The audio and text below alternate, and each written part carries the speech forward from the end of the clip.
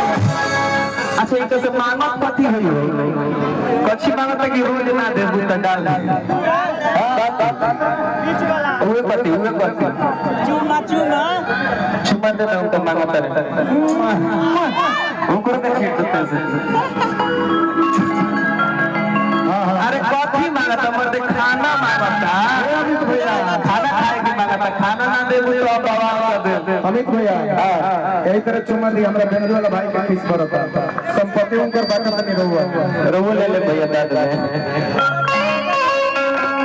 अरे